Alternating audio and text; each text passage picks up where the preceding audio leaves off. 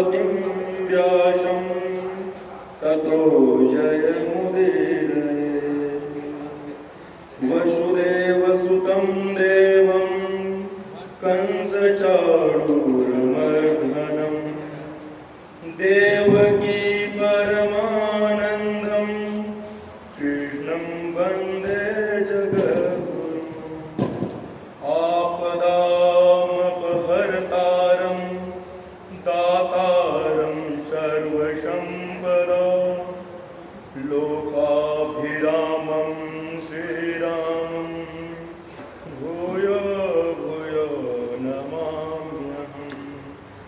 गुरुर्ब्रह्मा गुरुर्विष्णु गुरुर्देवो महेश्वरः गुरुर्साक्षात् परब्रह्मा तस्मै श्रीगुरवे नमः। यस्याङ्के च विभाति भूधरसुता देवापगामस्तके भाले बालविधुर्गले च गरलं यस्योरसि व्यालराट् सोऽयं द्योतिविभूषणः सुरवरः सर्वाधिपः सर्वदा सर्वः सर्वगतः शिवः शशिनिभः श्रीशंकरः पातु मां। पूर्वाधिपूर्व उस पर ब्रह्म परमात्मा के चरणों में कोटि सा प्रणाम। तदुपरांत महाराजश्री के चरणों में मेरा बारंबार दंडवत प्रणाम। समुपस्थित गुरुदेव के चरणों में मेरा कोटि सा प्रणाम। उपस्थित सभी भाइयों को, धर्म प्रेमी सज्जनों को मेरा हरिओम और ऑनलाइन माध्यम से जुड़ रहे सभी लोगों को मेरा सादर प्रणाम। जय श्री राधे।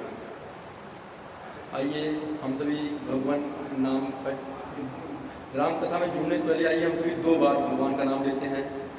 राजा राम राजा राम राजा राम राजा राम राजा राम राजा राम राजा राम राजा राम सीताराम सीताराम सीताराम सीताराम सीताराम सीताराम सीताराम सीताराम राधे श्याम राधे श्याम राधे श्याम राधे श्याम राधे श्याम राधे श्याम राधे श्याम राधे श्याम राजा राम राजा राम राजा राम राजा राम राजा राम राजा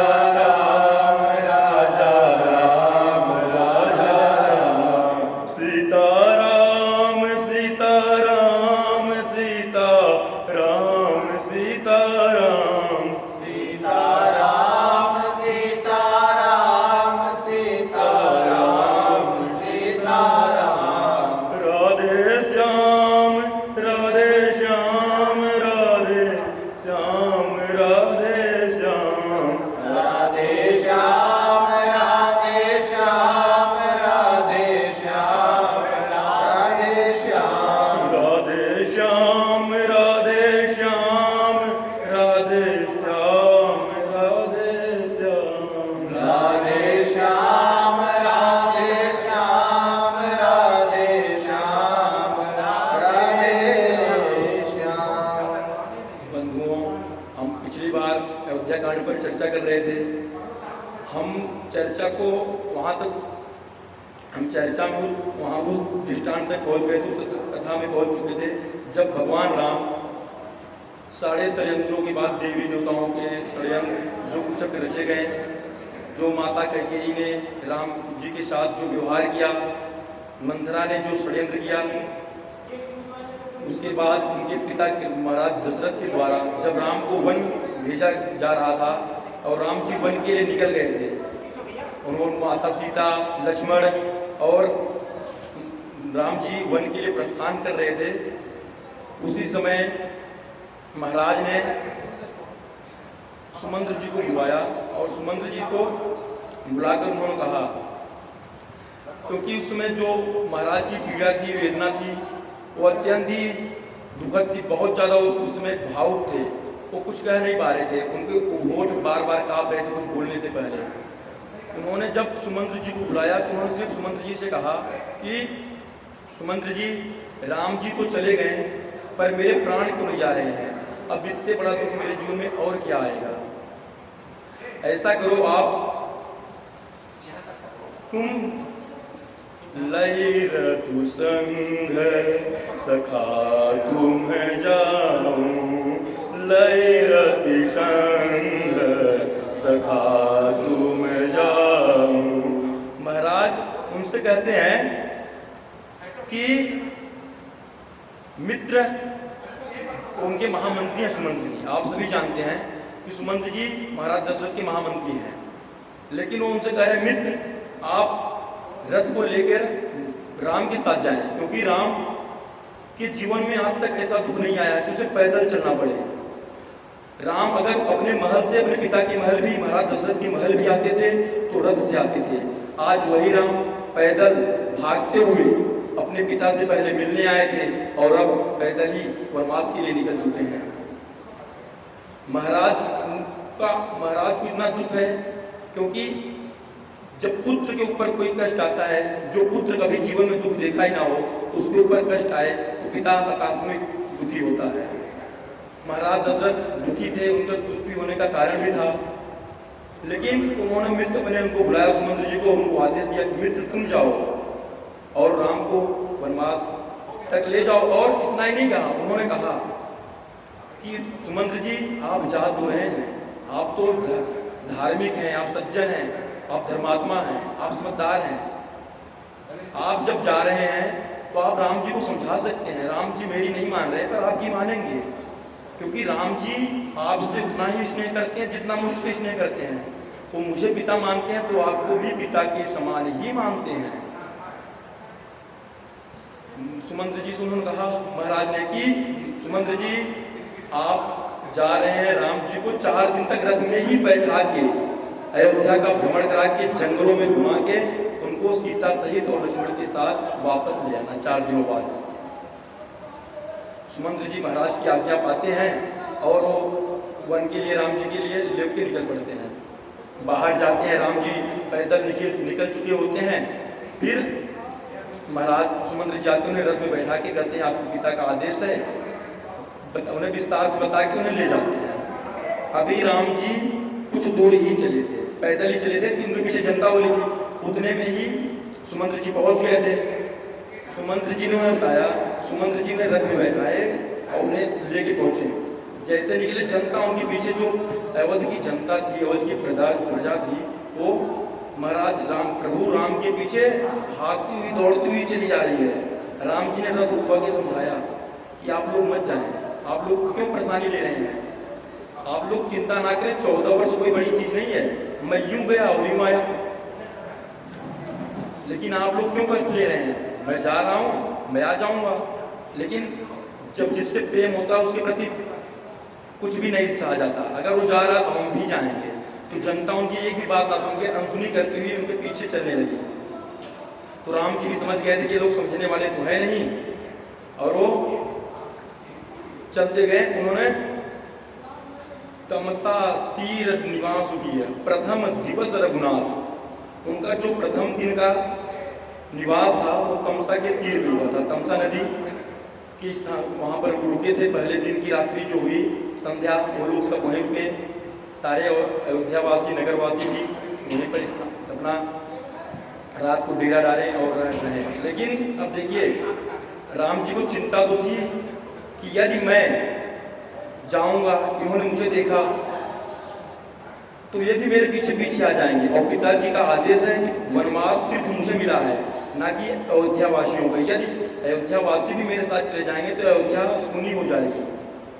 अयोध्या में यदि कोई नहीं रहेगा तो अयोध्या में भूतों का, प्रेतों का वास हो जाएगा वहाँ पर। जब ये परंतु राम जी विचार कर ही रहे थे, वो चिंतित थे, रात्रि का समय था।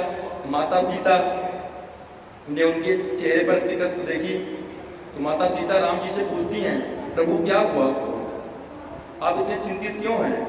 अगर कोई ऐसा दुख है जो मैं बांट सकती हूँ मुझे बताइए, मैं भी आपकी कोई सहयोग कर सकती हूँ तो बताइए, मैं सहयोग करूँगी।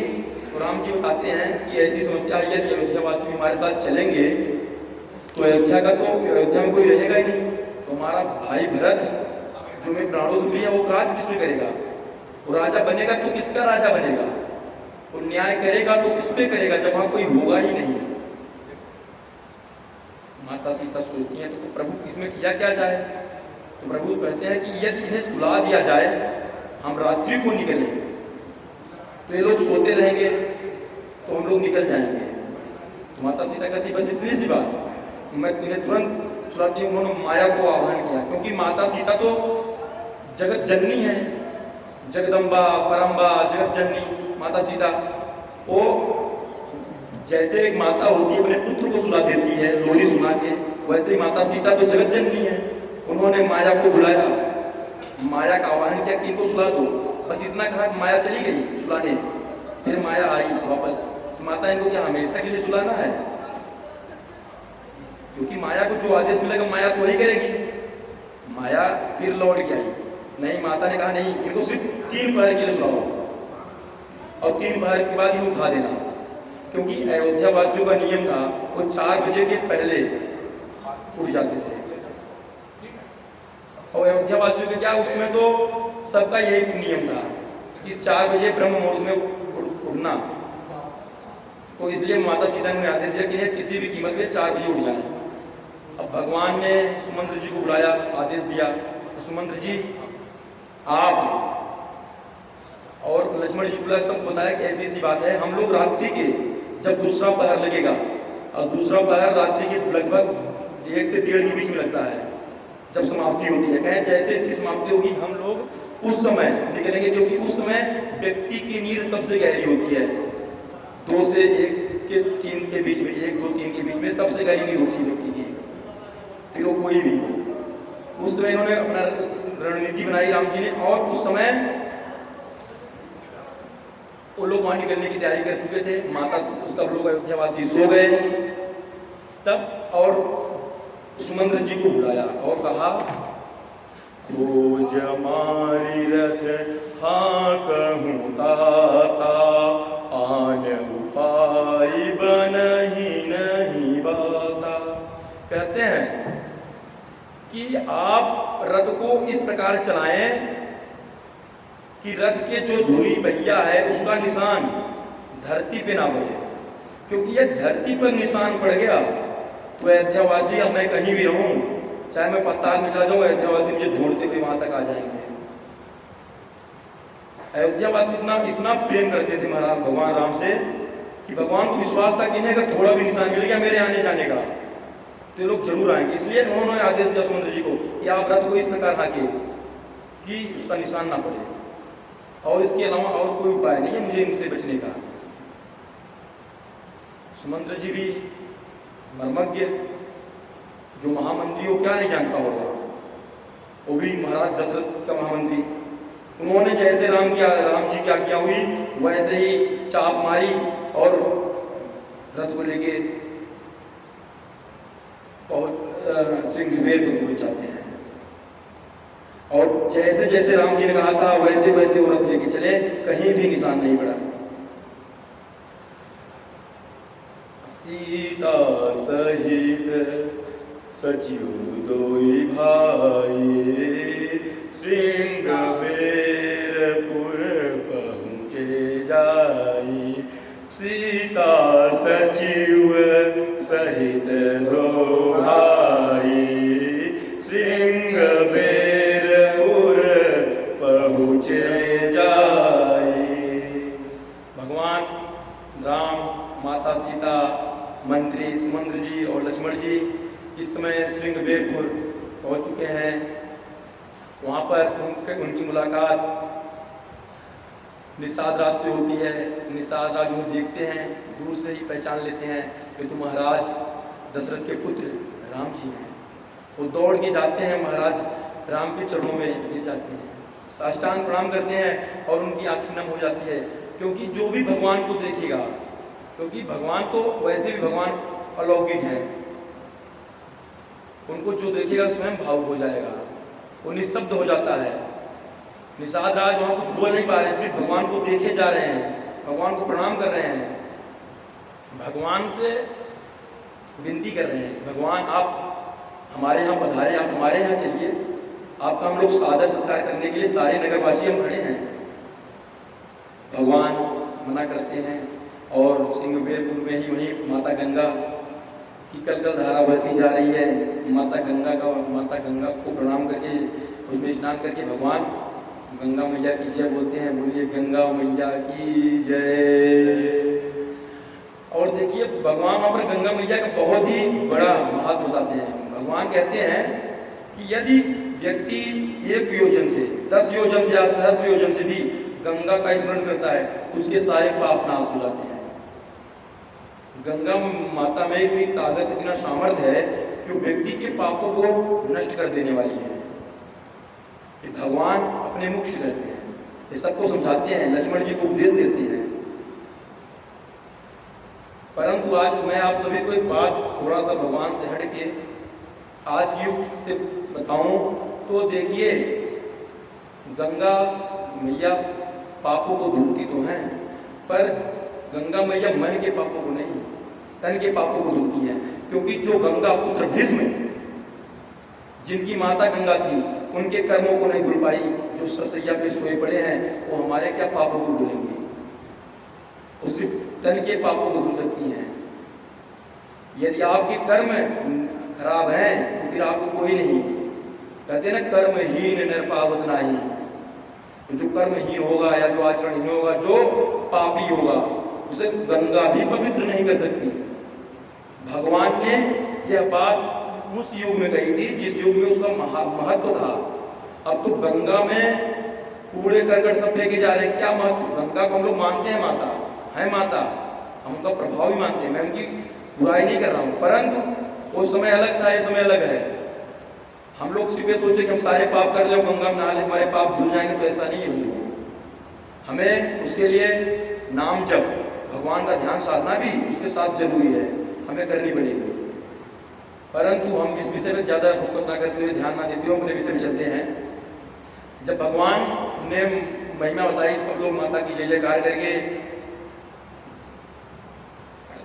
निषाद राज जी राम जी से निवेदन करते हैं कि प्रभु आप चलिए, आपके लिए 56 भोग, हमारा महल तैयार है, आप चलिए, आप वहाँ पर स्नान ध्यान करिए और आप पाइए कुछ। पर भगवान जी कहते हैं, निषाद राज जी शायद आपको पता नहीं है मैं यहाँ पर किस कारण से और किस उद्देश्य से आया हूँ। निषाद राज जी कहते हैं, मुझे पता है प्रभु, मैं इसलिए कर रहा हूँ आप चलिए, क्योंकि आपको वन में जाना है और आप क्या खाएंगे। उन्होंने कहा कि नहीं निषाद राज, पिता के आदेश के ऊपर और कोई आदेश नहीं हो सकता मेरे लिए, पिता ही मेरे लिए भगवान है, पिता का आदेश ही मेरे लिए सबसे उच्च आदेश है।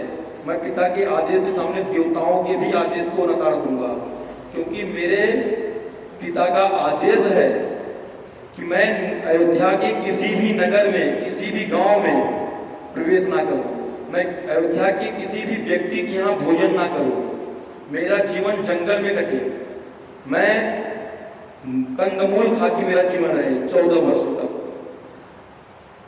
मेरे पिता का आदेश है, तो मैं अपने पिता का आदेश का उल्लंघन कैसे कर सकता हूँ?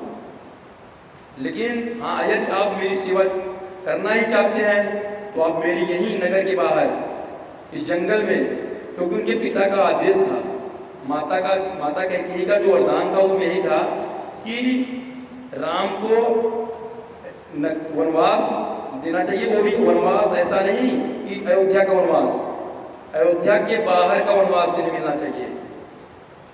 ये नहीं कि अयोध्या में रहकर वनवास पूरा कर ले 14 साल, नहीं। इसलिए राम जी उनके घरों में नहीं जा रहे हैं, वनवास में तो हैं अभी, क्योंकि उन्हें जाना है, अयोध्या पार करनी है। तो उन्होंने कहा कि मैं किसी के नगर में जाऊंगा, मैं कहीं नहीं जाऊंगा, मुझे यहीं पर भरोसा करो। तो निषाद राज जी ने वहीं ससंपा के वृक्ष के नीचे, अर्थात शीशम के वृक्ष के नीचे, महाराज भगवान प्रभु श्री राम की लिए कुशासन का व्यवस्था कराई। वहाँ पर कुशासन रखवाए, लोग निषाद राज के यहाँ के राज्य के लोग, नगर के लोग इतने उत्साहित थे, इतने खुश थे प्रभु को देख के कि सब लोग चाहते थे प्रभु मेरे यहाँ है, प्रभु मेरे यहाँ है। पर प्रभु तो किसी के यहाँ जाने वाले नहीं थे, तो सब लोग अपने अपने घरों से कंदमूल लेके प्रभु के, जो जितने जल्दी पहुंच रहा है कि मेरा भगवान खा लेंगे, मैं पहुंचूंगा तो भगवान मेरा खा लेंगे, सब लोग अपने अपने घरों से भगवान के लिए कंदमूल लेके पहुंचे। भगवान ने पाया और रात्रि हुई, भगवान विश्राम करने लगे। लेकिन आप देखिए उसी समय जब वो भगवान विश्राम कर रहे हैं, तो अब जो भगवान का भक्त होगा, अगर वो भगवान को संकट में देखे, अर्थात यदि कोई पिता है, उसका पुत्र अपने पिता को संकट में देखे, तो पुत्र को दुख होता है कि मेरे पिता पे दुख क्यों आया, ऐसा क्या पाप हो गया मुझसे कि मेरे पिता पे दुख आ रहा है। वैसे निषाद राज को अब दुख हो रहा है कि प्रभु के ऊपर आज अचानक इतना दुख क्यों आया, जो राज्याभिषेक की तैयारी चल रही थी, क्यों दुख उनके मन में आता है। माता कैकेयी के प्रति घृणा होती है, वो मन में सोचते हैं, कैकेयी नंदनी मंदमती कुटी कठिन कुटिल पनु कीन, जहि रघुनंदन जानिगे, सुख अवसर दुख दीन। वो विचार कर रहे हैं कि कैकेयी राज की पुत्री कैकेयी इतनी कठोर कैसे, इतना कुटिलपन, इतनी बड़ी कुटिलता कैसे कर सकती है कि जिस रघुनंदन भगवान राम और सीता के जीवन में सुख आ रहा था, उसने दुख में परिवर्तित कर दिया, ऐसा क्यों? वो विचार कर ही रहे थे। उतने में लक्ष्मण जी के सामने बैठे थे। लक्ष्मण जी समझ गए कि इनके मन में कुछ चल रहा है। लक्ष्मण जी देखिए जब यहाँ से निकल रहे थे अयोध्या से, तो इन्होंने माता और पिता के बारे में बहुत अपशब्द, बहुत भला बुरा कहा था कि पिता ये है, माता ये ऐसी है, पिता पापी है, माता पापी है, सबको ऊंच नीच सब कुछ कह दिया था। लेकिन अब देखिए वही लक्ष्मण जी कहते हैं ना, जैसा देश वैसा वेश। अब उनका देश बदल गया तो वेश भी बदल गई, उनके बात करने की विधि बदल गई, शैली बदल गई। अब वही लक्ष्मण जी निषाद राज्य को समझा रहे हैं, कह रहे नहीं मित्र, इनके दुख का, राम जी के दुख के कारण या हमारे दुख का कारण कोई व्यक्ति विशेष नहीं है। कहते हैं काहुन को सुख दुख कर दाता, निज कृत कर्म भोग सुख भ्राता। काहुन को सुख दुख कर दाता, निज कृत कर्म भोग सुख भ्राता। लक्ष्मण जी कहते हैं कि किसी के सुख अथवा दुख का कारण कोई व्यक्ति नहीं होता, उसका भाई बंधु कोई नहीं होता, ना उसके माँ बाप, ना कोई मित्र शत्रु, कोई उसके दुख या सुख का कारण नहीं होता। दुख अथवा सुख का कारण तो उसके द्वारा जो किए हुए कर्म है, उसी के द्वारा उसे सुख अथवा दुख प्राप्त होते हैं। और रही बात दुख और सुख की, तो राम जी तो दुख तो जीव को होता है, राम जी तो परमात्मा है, इन्हें दुख और सुख से कोई मतलब नहीं है। और देखिए उनको दुख और सुख है क्या, अगर हम विचार करें दुख और सुख क्या है। अगर हम मान लें तो दुख है, ना माने तो कुछ नहीं है। दुख है स्वीकार कर लेना ही दुख है और सुख है। जैसे अगर हम देखें किसी के यहाँ पुत्र होता है तो बधाइयाँ बजती हैं, अगर वही पुत्र तुरंत मर जाए तो भगवान को कोसते हैं। क्यों? क्योंकि उन्होंने उस पुत्र में आसक्ति हो गई, उन्होंने उस पुत्र को अपना मान लिया। यदि अपना मान लोगे तो दुख होगा और सुख होगा। यदि तुम इससे ऊपर उठ गए, ना तुम्हें दुख होगा ना ही सुख होगा, तब तुम परमात्मा तत्व को प्राप्त करोगे। इसीलिए सुख और दुख का केवल जो मान लेते हैं वही सुख है, वही दुख है। और भागवत के 11वें स्कंद में आता है श्लोक, नायम जनों में सुख दुख हेतु नर देवतात्मा ग्रह कर्म काला, मन परम कारण मामंति संसार चक्रम परिवर्तयते। हमारे दुख अथवा सुख का कारण मनुष्य, देवता, गंधर्व, नर, किन्नर कोई नहीं है। हमारे यहाँ तक मन भी नहीं, मतलब कर्म अभी नहीं है, भागवत जी करे कर्म भी नहीं है। रामचरितमानस ने तो कर दिया, लक्ष्मण जी कह रहे हैं कि कर्म, हमारा जो कर्म है वो मन दुख और सुख देता है, लेकिन भागवत जी कह रही है नहीं, मन ने मान लिया दुख है तो दुख है, फिर ब्रह्मा आगे कहते नहीं तुम सुखी हो, तो व्यक्ति नहीं मानेगा, क्योंकि उसके मन ने स्वीकार कर लिया कि मैं पापी हूं, मैं पापी हूं। फिर कोई भी कहे नहीं तो नहीं, क्योंकि मन के हारे हार है, मन के जीते जीत। मुझे इस पे एक दृष्टांत याद आता है कि एक बार एक बड़ा बहुत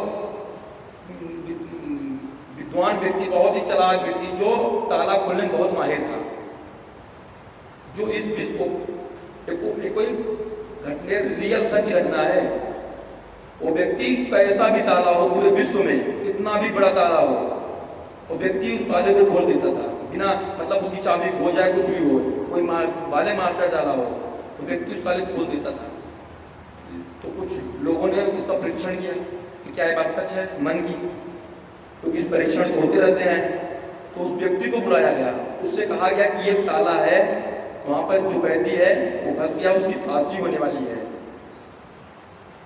उसे निकालना है, ऊपर फांसी है, तुम्हें आके वो ताला खोलना है। वो ताला खोलने में उसकी चाबी खो गई है। उसने कहा कोई बात नहीं, मैं खोलूंगा। उसने कहा नहीं, मैंने बहुत लोग, सब लोगों से इतना भर दिया उसके दिमाग में कि नहीं तुम नहीं खोल सकते। वो ताला मैंने बड़े बड़े लोगों से खुलवाया, हमने उसे बहुत कुछ प्रयास किया, हमने हथौड़े भी मारे कि वो ताला टूट जाए, ना ताला टूट रहा है ना ताला खुल रहा है। मैंने बड़े बड़े लोगों को बुलवाया हम लोगों ने, लेकिन वो ताला नहीं खुला। तो आप कैसे खोल सकते हो? उसके मन में इतना भर दिया कि तुम नहीं खोल सकते, उसके मन में आके मैं नहीं खोल सकता। जब वो व्यक्ति वहां पहुंचा, उसने 4.5 घंटे दिए वहां पर ताला खोलने में। 4.5 घंटे के बाद वो ताला नहीं खुला, क्योंकि वो ताला तो पहले से खुला था।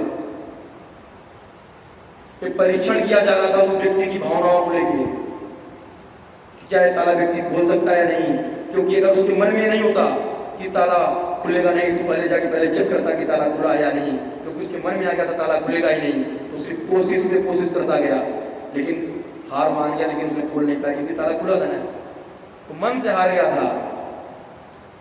इसलिए मेरे कहने का तात्पर्य है कि हम मन से मान लेते हैं कि हम दुखी हैं तो दुखी हैं, हम मान लेते हैं सुखी हैं तो सुखी हैं, वास्तव में ऐसा कुछ भी नहीं है। यदि हम ना माने तो सुख भी वैसा ही है, दुख भी वैसा है, और ऐसा ही रहना चाहिए। और राम जी तो वैसे ही हैं, प्रसन्नताम नगताभिषेकस्तथा न ममले वनवास दुःखतः मुखाम मुजश्री रघुनंदनस्य मे सदा सुता मंजुल मंगलप्रदा। राम जी तो जब उन्हें राज्याभिषेक मिल रहा था तब भी उन्हें खुशी हुए, और जब वनवास मिला तब भी उन्हें दुखी हुए। वो जैसे थे वैसे ही रहे सम, उनको तो कोई प्रभाव ही नहीं पड़ा। वो सबको सुख देने वाले हैं, उनको क्या दुख स्पर्श करेगा। वो जिसे चाहे दुखी कर दे, जिसे चाहे सुखी कर दे, राजा को रंग कर दे, रंगों को राजा कर दे, उन पे क्या दुख आएगा। ऐसा लक्ष्मण जी निषाद राज्य को समझा रहे हैं। निषाद राज्य को बहुत समझाते हैं, निषाद राज्य भी समझ जाते हैं। निषाद राज्य से चर्चा होती है बहुत देर तक, इतने में इनकी चर्चा होते होते आप सोचिए कितनी बड़ी इनकी चर्चा हुई होगी। ये लोग रात्रि की बैठे और सुबह प्रातः काल हो गया, ब्रह्म मुहूर्त, राम जी उठ गए, भोर जैसे भी राम जी उठे, स्नान ध्यान किया, और जब स्नान ध्यान किया उसके बाद जब राम जी अब तैयारी में है पूरी, क्या मुझे अयोध्या के बाहर जाना है, उन्होंने सेवकों को आदेश दिया निषाद राज के, निषाद राज आप मेरे लिए बरगद के दूध की व्यवस्था कराएं, मैं अपने जटा जूट धारण करना चाहता हूँ। तो उन्होंने बरगद के दूध मंगाए, और जब महाराज भगवान श्री राम अपने बालों पे दूध, बरगद के दूध को धारण कर रहे थे, सुमंत्र जी वहीं खड़े थे। सुमंत्र जी इतने भावुक थे कि उसका वर्णन नहीं किया जा सकता। वहां पर उनकी नेत्रों से ऐसे आंसू बह रहे हैं जैसे गंगा की धारा बहती है, नेत्र से आंसू रुक ही नहीं रहे हैं, वो रो रहे हैं कि अब राम नहीं मानेगा, राम जी चले जाएंगे। परंतु उन्होंने फिर भी कोशिश की मैं राम जी को बना लूँ। वो राम जी के पास जाते हैं, राम जी से हाथ जोड़ के विनती करते कहते राम तुम्हारे पिता का आदेश है कि राम जी को 4 दिन तक जंगल घुमा के, क्योंकि 4 दिन भी अगर माना जाए तो 14 वर्ष से कम नहीं है आपके लिए, क्योंकि आपने कभी जीवन में दुख देखा ही नहीं है। तो आपके लिए 14 वर्ष पूरे हो गए। राम जी आप चलिए, आपके पिता का सख्त आदेश है मेरे लिए, मैं इसमें कुछ नहीं कर सकता। राम जी कुछ बोले नहीं, और सुमंत्र जी तो भावुक थे ही, हाथ जोड़ते जोड़ते वो पैर पे गिर पड़े। कहते हैं कर विनती पायन पर्यो दीन बाल जी में रोई। वो विनती करते करते इतने भावुक हो गए, इतने भावुक हो गए, उन्हें पता ही नहीं चला ये राम जी हैं और मैं इनके पिता के समान सुमंत्र जी हूँ। वो बालक के समान रोने लगे, किलकारी मार के। जिस प्रकार एक बालक होता है, यदि उसके पिता कहीं जा रहे हो तो छोटा बालक पिता की गोद, पिता जा रहे हो तो उसके पकड़ के, पैर पकड़ के, हाथ पकड़ के रोने लगता है, वैसे ही राम जी का पैर पकड़ के सुमंत्र जी रो रहे हैं। राम जी उन्हें उठाते हैं, उन्हें धीरज दिलाते हैं, नहीं आप समझिए, क्योंकि पिता का आदेश सर्वोपरि है। इतने में लक्ष्मण जी भड़क जाते हैं, कहते नहीं, क्या पिता पिता के गुण गाए जा रहे हो, क्या माता माता किए जा रहे हो। वो पिता जो एक स्त्री के वशीभूत हो के मेरे भगवान जैसे भैया कौन भेज दिया, वो पिता पिता पिता क्या पिता। अरे महाराज होंगे तो अयोध्या के होंगे, अब हमारे नहीं। राम जी कहते हैं रुको लक्ष्मण। देखिए तुरंत लक्ष्मण जी का स्वभाव ही ऐसा है, वो कब क्रोधित हो जाए कब शांत हो जाए उन्हें खुद नहीं पता। जब राम जी ने समझाया कि नहीं लक्ष्मण, पिता पिता होता है, पिता यदि पापी भी है, पिता दुराचारी भी है, पिता अधर्मी भी है, तो पिता पिता है, पिता सम्मान का योग्य है। उस पिता की रक्षा के लिए अपने प्राणों की भी आहुति देनी पड़े तो पिता की रक्षा करनी चाहिए। और मैं कहीं सुन रहा था तो आता है कि पिता रोटी है, कपड़ा है, मकान है, पिता नन्हे से परिंदे का बड़ा सा आसमान है, पिता है तो घर में है हर पल राग है, पिता से माँ की चूड़ी और बिंदी है सुहाग है, पिता है तो बच्चों के सारे सपने हैं, पिता है तो बाजार के सारे खिलौने अपने हैं, पिता रक्त में दिए हुए संस्कारों की मूर्ति है, पिता एक जीवन को जीवन की का दान है, पिता दुनिया दिखाने का एहसान है, पिता पिता नहीं तो बचपन अनाथ है, पिता से बड़ा अपना नाम करो, पिता का अपमान नहीं पिता पर अभिमान करो, पिता का अपमान नहीं पिता पर अभिमान करो। क्योंकि मुझे जो लगता है पिता के समान अन्य कोई हो ही नहीं सकता। माता तो माता है, माता की हम तुलना नहीं कर सकते, क्योंकि यदि माता पृथ्वी है तो पिता आकाश है। माता कभी कभी हमारे घरों में अगर हम देखें तो यदि हमारे घर में कोई कष्ट होता है, माता को कोई दिक्कत होती है तो माता तुरंत कर देती है कि मैंने देखो बच्चों मैंने ये नहीं था, मैंने ये ऐसा कर दिया, मैंने ऐसा नहीं था ऐसा कर दिया। लेकिन पिता सब कुछ करने के बाद भी पिता कभी नहीं कहता कि देखो मैंने तुम्हारे लिए ऐसा कर दिया। माता कह देती है, पिता कभी नहीं कहता। पिता अपने दिलों में इतने जगमगा के रखता है कोई समझ नहीं सकता। और इस संसार में सिर्फ 3 ही लोग ऐसे हैं कि जो चाहते हैं कि मेरा पुत्र मेरा आगे बढ़े। ये गुरु की हम तुलना ही नहीं कर सकते, क्योंकि गुरु ब्रह्मा गुरु विष्णु गुरु देवो महेश्वरा, गुरु साक्षात पर ब्रह्मा तस्मै श्री गुरुवे नमः। वो तो साक्षात ब्रह्म है, विष्णु है, महेश है, हम उनकी तुलना खैर क्या ही करें। और माता भी, माता अलग का ही अलग स्तर है, परंतु पिता का जो स्तर है वो सबसे उच्च मैं मानता हूँ। गुरु महान बनाता है, गुरु रास्ता दिखाता है, गुरु उस रास्ते पे ले जाता है। पर मैं देख रहा था 2-4 बच्चे आपस में बात कर रहे थे किसी वीडियो में, उसमें आया कि एक बच्चे ने बच्चे से पूछा कि तुझे पता पिता यहाँ पर क्यों बैठाता है? उसने कहा हाँ मुझे पता है। मैंने कहा क्यों? उसने कहा माता हमें अपने कमर पे इसलिए बैठाती है क्योंकि माता का विचार ये है कि मैं जहाँ तक देख सकती हूँ मेरा पुत्र वहाँ तक देखे, लेकिन पिता हमेशा ये चाहता है कि जो मैंने नहीं देखा वो मेरा पुत्र देखे, इसलिए पिता अपने कंधों पर अपने पुत्र को बैठाता है। इसलिए पिता का जो लेवल है, स्तर है ना, वो सबसे ऊंचा है। इसलिए राम जी अपने पिता के आदेश का पालन करने के लिए 14 वर्ष वनवास गए। नहीं तो अगर दुर्योधन जैसा कोई होता तो हट, पिता अपने पिता का उसने विरोध किया, दुर्योधन ने, पिता उसे समझाते रहे पर उसने कभी नहीं माना। लेकिन राम जी, यदि वही कहते हैं ना, राम सा संघर्ष हो तो बोलो तुम कहां तक टिक सकोगे। राम बनना कोई आसान थोड़ी है। राम जी लक्ष्मण जी को समझाते हैं। सुमंत्र जी कहते हैं देखिए आपके पिता का आदेश तो ये था कि आप दोनों को ले चलूं, लेकिन यदि आप दोनों नहीं जाते तो मेरा यही आपसे हाथ जोड़ की विनती है, क्योंकि आपके पिता का आदेश था। क्यों? यदि आप, उन्हें तो पता था कि आप लोग नहीं जाएंगे, उन्होंने पहले कहा था, लेकिन यदि माता सीता को आप भेज देंगे, सीता जी को भेज देंगे तो आपके पिता के प्राण बच जाएंगे। सीता जी ये भाव, सीता जी कहने लगती है प्रभु, हाँ, वो कहती है कि मैं पहले क्षमा मांगती, कहती है मैं आपकी बात को काटती हूँ, मुझे क्षमा करें, मुझे पाप लगेगा पर मैं आपके साथ नहीं जा सकती, क्योंकि तनु तजी रहत छाह की मैं छेकी, तनु तजी रहत छाह की मैं छेकी। क्योंकि शरीर का त्याग करके छाया परछाई कैसे रह सकती है? यदि शरीर से छाया को अलग कर दिया जाए तो छाया तो मर जाएगी ना।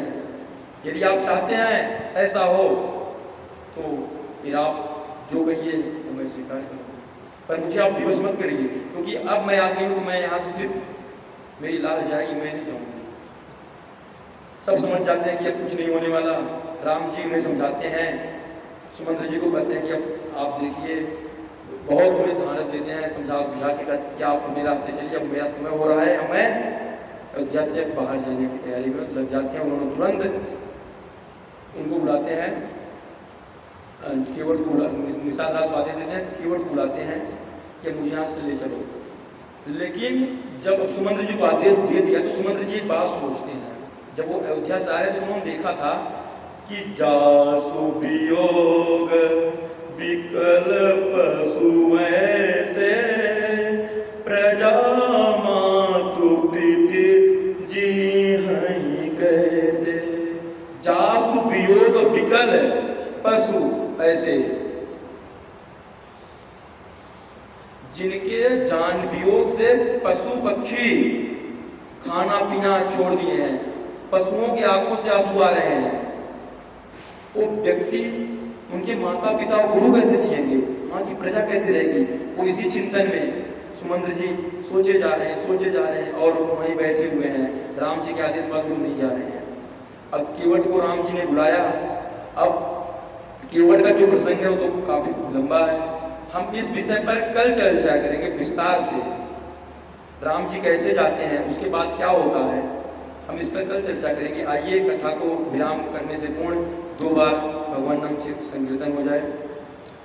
हरे राजा राम राजा राम राजा राम राजा राम राजा राम